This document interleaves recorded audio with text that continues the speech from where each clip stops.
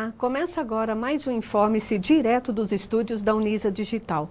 Hoje conversaremos sobre um dos grandes males que tem afligido grande parte da humanidade, síndrome do pânico. E para isso recebemos a psicóloga, a professora Renata. Renata Homem de Melo é especializada em psicopedagogia pela Universidade Ibirapuera e possui mestrado em psicologia. Atualmente é psicóloga da Brasil Saúde, coordenadora, docente e orientadora de monografia do curso de pós-graduação Lato Sensu, Psicologia Organizacional da Unisa. Obrigada pela presença, professora. Eu que agradeço, Rosângela. Para começar, o que é síndrome do pânico? Síndrome do pânico é um transtorno de ansiedade, porque o principal ponto aí é uma crise aguda de ansiedade, onde a pessoa ela não tem o controle. Então, ela é invadida por uma sensação ansiosa e ela não consegue controlar e normalmente tem um medo associado, tem pensamentos ruins e não tem um objeto específico, acontece do nada. E quais os sintomas? Os principais sintomas são palpitações, dores torácicas, calafrios ou fortes ondas de calor, sensações de asfixia, tremores, falta de ar, sufocação, tonturas, sensação de desmaio, enjoo, sudorese excessiva, normalmente aí uma dormência ou um formigamento em alguma parte do corpo, medo de morrer, de perder o autocontrole, despersonalização, que a pessoa tem a sensação de que ela não está dentro do próprio corpo dela, e desrealização. Me parece que é uma sensação que eu não estou aqui agora, eu estou sonhando, eu estou no meio de um flash, eu não me sinto no local. A síndrome sempre foi tratada com este nome? Não, a síndrome antes ela era tratada como neurastenia cardiocirculatória. O nome mais popular era a doença do coração do soldado, porque ela normalmente estava associada aí com os períodos de guerra. Então, os soldados, eles acabavam desenvolvendo aí alguns medos, alguns receios em função da guerra. E aí, normalmente, também ela estava associada ao estresse pós-traumático. Então, tinha uma relação aí de um trauma que acabava desencadeando o medo. Depois, mais para frente, Freud, ele acabou tratando isso como neurose de angústia. Então, é muito recente aí que foi diagnosticado como síndrome do pânico. E desde quando se ouve falar sobre síndrome do pânico? Especificamente aí desde a década de 80, né, de acordo aí com o Manual Diagnóstico Estatístico e Classificatório aí de Doenças Mentais, o Manual Internacional, que é concebido aí pela Associação de Psiquiatria Americana, que eles definiram que síndrome do pânico, ela fazia parte aí dos transtornos ansiosos, justamente porque é um grau de ansiedade muito grande, a pessoa não tem controle, associado a uma crise de medo, a uma crise de pânico. E a sua origem é emocional, então? Na realidade, a gente tem algumas questões aí que divergem. Tem alguns teóricos que colocam que tem aí uma relação com o emocional, em função do ambiente, em função de alguns traumas que a pessoa passa. Então, a gente tem que fazer uma investigação aí com as questões emocionais e com o histórico do indivíduo. E relações físicas, tem alguns teóricos que falam que é uma questão de uma anatomia cerebral, que existe ali uma disfunção de nível ansiolítico, ansioso, que acaba disparando um gatilho aí com relação à ansiedade.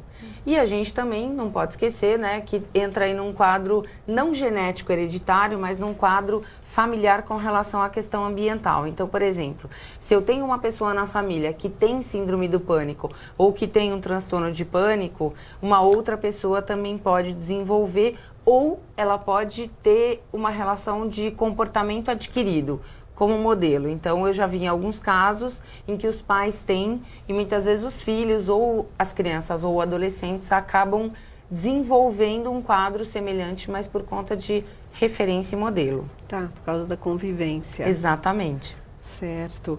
E quais os tipos de medos mais comuns? Na realidade, o medo mais comum é o medo do medo, E o medo de morrer. Nós temos vários tipos de medo. Não dá pra gente identificar qual medo que a pessoa vai desenvolver, porque cada caso é um caso. Certo. Então, por exemplo, tem pessoas que desenvolvem, às vezes, medos de lugares fechados, claustrofobia. Tem pessoas que desenvolvem medos de insetos. Eu já peguei uma paciente que tinha pânico de lagartixa. Então, tudo está relacionado com o histórico da pessoa, da família, ou em situações em que ela vivenciou a primeira crise.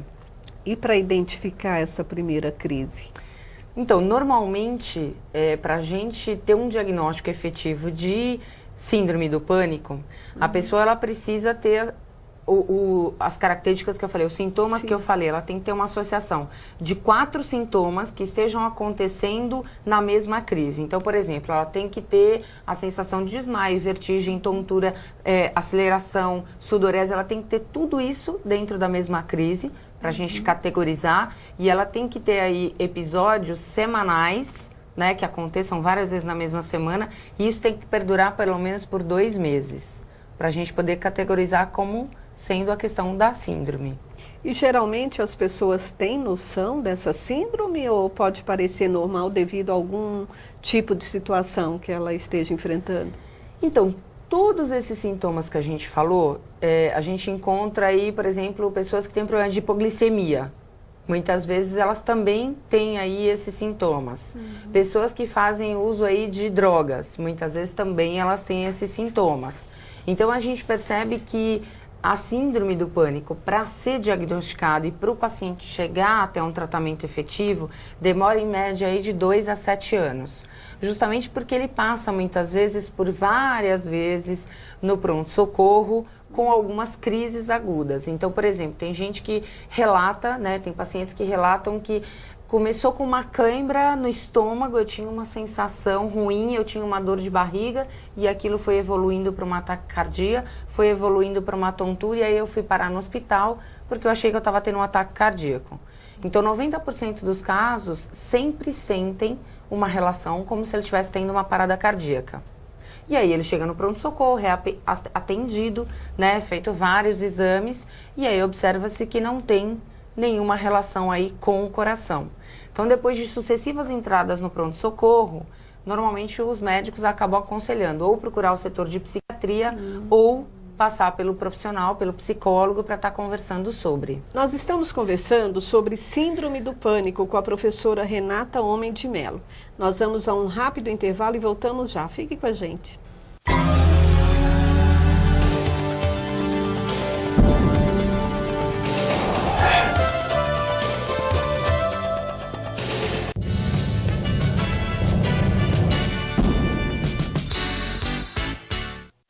Um grupo de alunos do curso de Biologia da Unisa foi até o Parque da Barragem, na zona sul de São Paulo, para a 5ª edição do Abraço Guarapiranga, e participou de atividades educativas e culturais. Vieram mais alunos esse ano, nós conseguimos envolver mais alunos, alunos que vieram da Zona Norte, alunos que vieram de muito distante, e isso é muito bacana. Eles vieram livremente participar disso, participar dessa ação, tiveram o tempo todo fazendo as atividades em interação com a comunidade, também, mais uma vez, com crianças, com adolescentes, com adultos, todo mundo passou lá pela tenda e não deixou de olhar, de perguntar. Então, eu acho que a educação ambiental é isso, é justamente esse processo, né? Esse processo de interação, de envolvimento e de responsabilidade.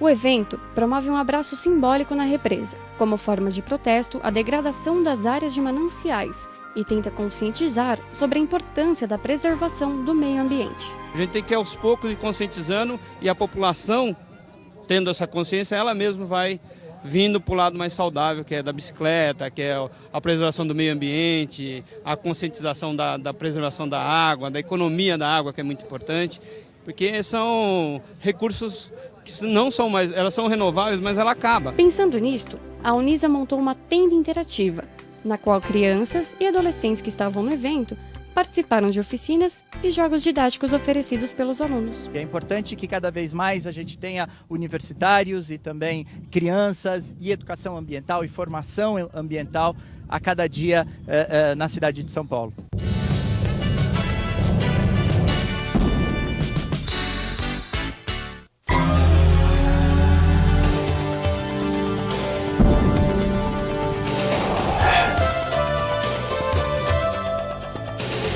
Estamos conversando sobre síndrome do pânico com a professora Renata Homem de Mello. Professora Renata, há como controlar esses pensamentos, esse pavor que às vezes se apodera das pessoas, né, que sentem a síndrome? Não tem como controlar, porque as crises elas são totalmente aleatórias e imprevisíveis. Então elas aparecem do nada. Agora, tem uma questão que é muito importante nesse quadro, que é o que a gente chama de sofrimento por antecipação. O paciente ele fica preocupado o tempo inteiro em que momento, em que situação vai disparar outra crise ou em que momento que ele vai ter o medo, o pânico e em que situação.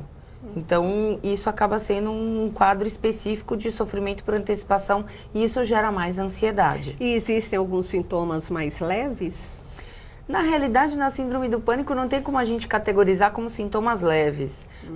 Normalmente, assim, o primeiro passo é uma crise aguda de ansiedade. Então, a gente pode falar que uma ansiedade extrema gera um sintoma mais leve, mas com o passar do tempo e as crises aumentando, os sintomas eles vão se agravando, então eles deixam de ser leves e, assim, segunda, terceira crise a gente já coloca como um quadro mais pesado mesmo, porque a pessoa não aguenta. E existem ambientes que propiciam essa síndrome? Na realidade, não é o ambiente que acaba propiciando, mas existe toda uma relação que o paciente faz, que a pessoa faz quando ela tem a crise, em que local eu tive a crise. Então, por exemplo, se eu estava dirigindo, pegando a estrada que eu estava indo viajar, e a primeira crise foi pegando a estrada, então eu vou evitar percursos longos, vou evitar dirigir na estrada. Se eu estava passando por dentro de um túnel, eu não passo mais em túnel. Se eu estava dentro de um elevador, então eu vou evitar.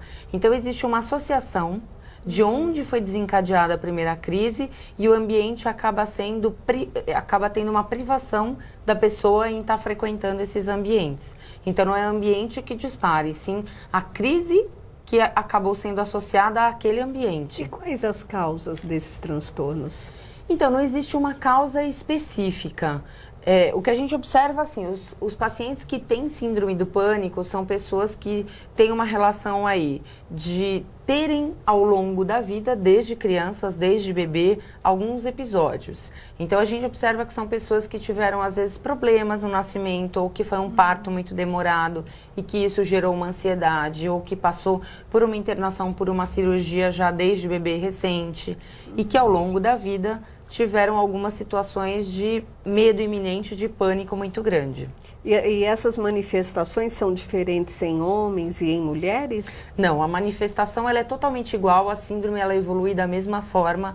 A única diferença é que, mais uma vez, a mulher ela entra aí num quadro de 2 para 1. Então, a incidência nas mulheres são muito maiores do que nos homens, até por uma questão da mulher, muitas vezes hoje, principalmente na atualidade, ter uma jornada tripla, então ela passa por um estresse muito maior, ela tem uma flutuação hormonal muito maior e principalmente é acometido aí nas mulheres que estão no período fértil. E em crianças, que você mencionou que às vezes devido ao convívio as crianças assimilam, só nessas ocasiões? Então, a criança a gente não categoriza ainda como síndrome do pânico, porque a síndrome do pânico, ela é colocada numa faixa etária aí de 20 a 40 anos, mais ou menos. Então, a criança a gente coloca que ela tem episódios de pânico, e se ela tem, assim, vários sintomas, a gente sim investiga se tem casos na família, se tem familiares, ou se a própria mãe muitas vezes teve isso. Eu tenho uma paciente que eu atendi que a mãe teve síndrome do pânico na gestação e no período dela de até 1 ano. Então, a menina ela tinha problemas para dormir sozinha, ela tinha medo de escuro, ela tinha várias questões aí de ansiedade justamente pela vivência que ela teve na relação com a mãe. Então, tudo isso acaba sendo investigado. Então, você disse que é entre 20 e 40 anos. Isso. Em que essa etapa da vida é mais comum a todos, homens e mulheres, a manifestação da síndrome do pânico.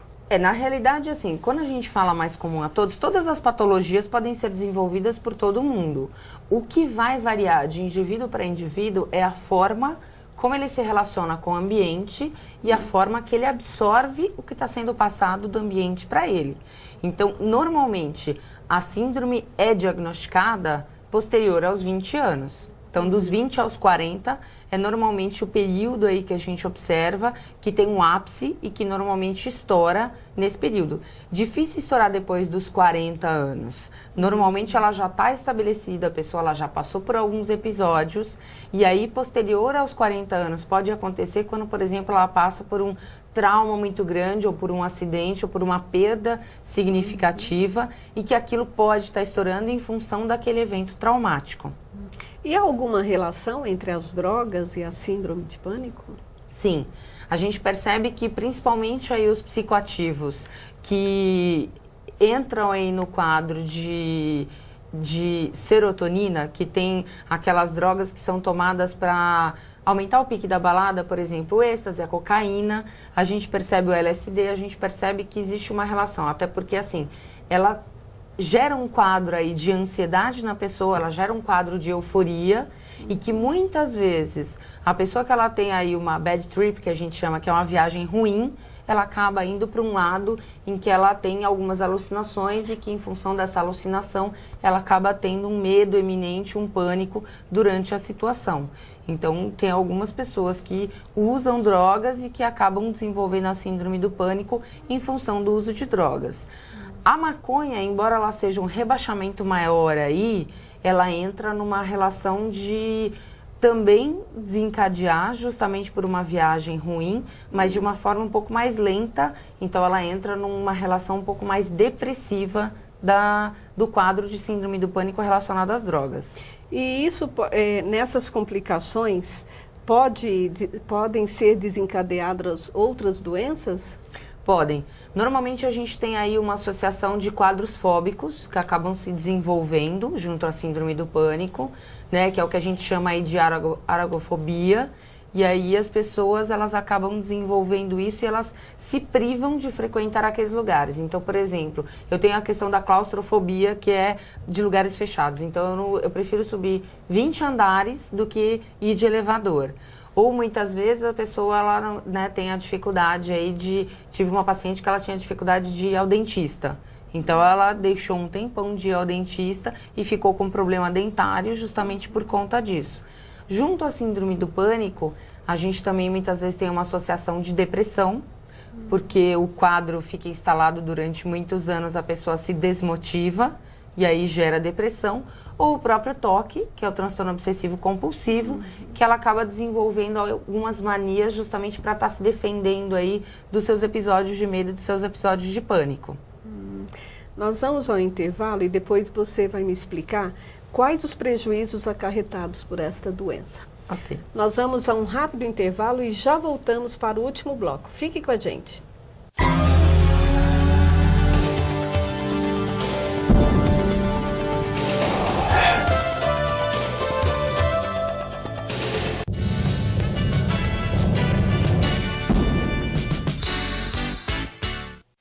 Um grupo de alunos do curso de Biologia da Unisa foi até o Parque da Barragem, na zona sul de São Paulo, para a 5ª edição do Abraço Guarapiranga, e participou de atividades educativas e culturais. Vieram mais alunos esse ano, nós conseguimos envolver mais alunos, alunos que vieram da Zona Norte, alunos que vieram de muito distante, e isso é muito bacana. Eles vieram livremente participar disso, participar dessa ação, tiveram o tempo todo fazendo as atividades em interação com a comunidade, também, mais uma vez, com crianças, com adolescentes, com adultos, todo mundo passou lá pela tenda e não deixou de olhar, de perguntar. Então, eu acho que a educação ambiental é isso, é justamente esse processo, né? Esse processo de interação, de envolvimento e de responsabilidade.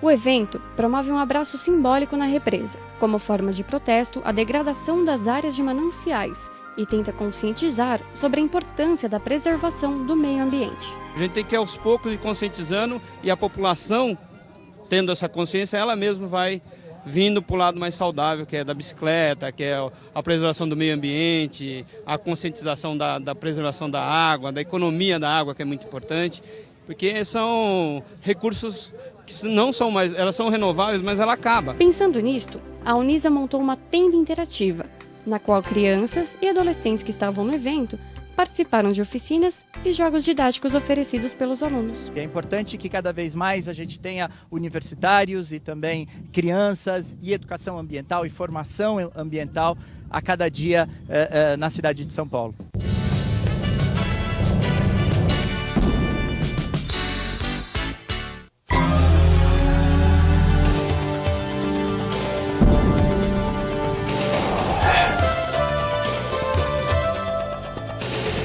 Voltamos para o último bloco sobre síndrome do pânico. Professora Renata, no bloco anterior eu deixei uma pergunta no ar. Quais os prejuízos acarretados por esta doença?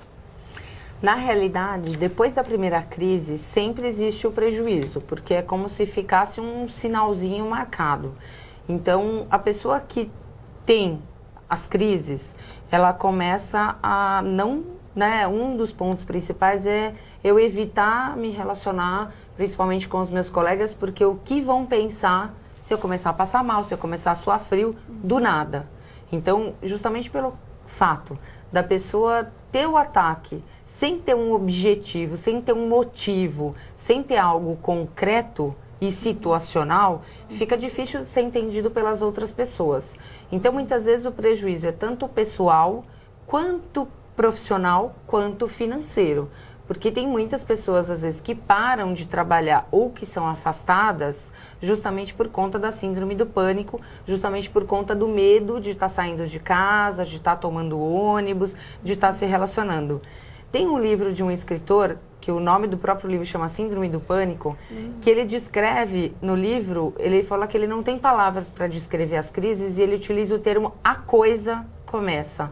Porque é um ataque tão grande, é algo tão súbito e tão imprevisível que ela pode chegar a qualquer momento. Então eu posso estar no banho, eu posso estar dentro do ônibus, eu posso estar com os meus colegas. Então normalmente os prejuízos são em todos os setores, porque a pessoa se priva de estar se relacionando, se priva muitas vezes de um convívio social. Então este é o ponto adequado para eu me conscientizar que eu preciso de ajuda. Exatamente. Quando você tem uma alteração de comportamento e quando você está sendo afetada pelas crises de ansiedade, é justamente aí que você tem que buscar a ajuda de um profissional. E que tipo de especialidade eu devo procurar? O ideal é que eu fosse direto ao psiquiatra ou ao psicólogo, mas normalmente as pessoas elas acabam levando isso para a sua ginecologista ou para o seu cardiologista, que hoje, por conta de ser um transtorno que afeta tantas pessoas, os médicos eles têm aí uma conceituação e uma definição e um conhecimento maior da causa e do fato da doença em si, do transtorno em si. Então, muitas vezes eles acabam dizendo, olha, eu posso até te receitar uma medicação, mas você vai ter que buscar a ajuda do psiquiatra e do psicólogo. Você mencionou também os prontos-socorros, né? Isso. Geralmente os médicos que recebem um paciente assim 2, 3 vezes, eles já percebem. Quando tem uma recidiva muito grande, você fica lá com o prontuário e você vê que a pessoa está voltando. Tem casos de pacientes que eu atendi que ele chegou aí 4 vezes na mesma semana para o pronto-socorro, porque ele não acreditava que ele não estava com problema cardíaco. Então, normalmente, nesse caso, o médico ou o enfermeiro ou a pessoa que está lá de plantão e que observa que naquela pessoa já passou tantas vezes no pronto-socorro, que você fica com um prontuário, ainda mais com tão recente assim na mesma semana. Então, normalmente ele fala, olha, eu acho que você vai ter que buscar uma ajuda psicológica porque essa alteração está sendo emocional. E aí entra naquilo que a gente fala das doenças somáticas também, que é o quando a emoção não dá conta e ela acaba adoecendo o corpo. E o tratamento é demorado? Então, cada caso é um caso, porque eu já peguei pacientes que tinham síndrome do pânico há 10 anos, como eu já peguei pacientes que tinham síndrome do pânico há 1 ano ou que tiveram várias crises sucessivas no período de 6 meses. Normalmente aí é de 6 meses a 1 ano, mas com casos mais severos, casos mais graves, a gente pode chegar até um tratamento de 5 anos. E o que envolve o tratamento dessa síndrome? Envolve a medicação, justamente para o alívio dos sintomas, que a gente utiliza aí, dependendo do caso, ou os antidepressivos ou os ansiolíticos, e a terapia, que é o fato da gente estar trabalhando aí justamente com toda uma conscientização, uma reestruturação e uma reprogramação desse paciente com relação às atitudes e aos comportamentos que ele tem na vida no dia a dia dele. E quem vai determinar que a terapia e os medicamentos devem caminhar juntos? O psiquiatra e o psicólogo. Normalmente são eles que acabam determinando isso. É difícil alguém só da área de saúde, o médico, o enfermeiro, tá organizando isso. Até porque, assim, a melhor efetiva do tratamento precisa das duas especialidades. Porque o psicólogo não pode medicar e o psiquiatra não pode atender, né? O ideal é que cada um, né, entre em conjunto aí e atue em conjunto dentro da sua especialidade. Mas depois de quanto tempo, mais ou menos? Algumas consultas ou na primeira consulta já é feito o encaminhamento? Normalmente, na primeira consulta, a gente já encaminha, né? Quantas vezes por semana a pessoa precisa. O tratamento normalmente começa aí com uma média de 2 vezes por semana, nos casos severos. Nos casos mais leves, né, em que é um caso mais recente, de 1 ano ou 2, aí a gente consegue até fazer 1 vez por semana, mas nos casos mais graves a gente precisa muitas vezes de 2 vezes por semana. E a medicação normalmente ela é acompanhada aí pelo psiquiatra 1 vez por mês. E o apoio da família. Exatamente. Principalmente, né? Sim. A família ela é importantíssima porque a gente precisa desse apoio para que o paciente consiga ir até o tratamento e para que ele dê continuidade ao tratamento e não desista. Em alguns casos ele precisa de acompanhamento físico mesmo, né? Sim, ele não tem condições de chegar até o local. Então, muitas vezes a gente, também nesses casos, a gente começa um atendimento em domicílio para depois a pessoa ir até o consultório. Então, isso também é muito comum. No próximo